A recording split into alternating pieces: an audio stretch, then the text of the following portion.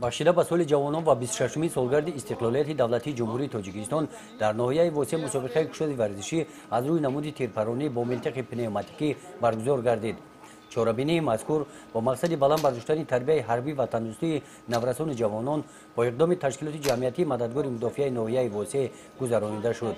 ният дорем ки ҳамин хел чорабиниҳои варзиширо дар мактаби автомобилии ноҳияи восеъ зиёд гардонем ва ҷавононро ҷалб намуда дар оянда орзу дорем ки ҷавонони мо дар мусобиқаҳои ҷумҳуриявӣ иштирок намуда сазовори ҷойҳои намоён гарданд.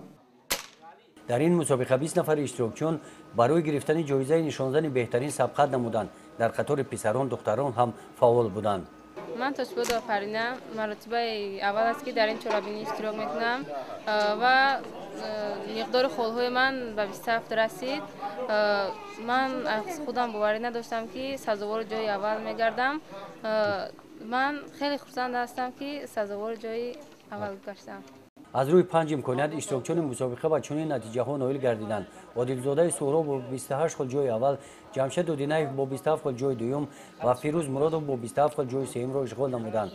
аз байни духтарон Парвина Тошпулодова бо 27 хел ҷои аввал, Мадина Зарифова ҷои дуюм ва Мадина Тағоева ҷои сеюмро гирифтанд. дар ҷанбасти чорабинӣ аз номи ташкилоти ҷамъиятии мададгори мудофиа ғолибон бо тӯҳфаҳои хотиравӣ қадр карда шуданд.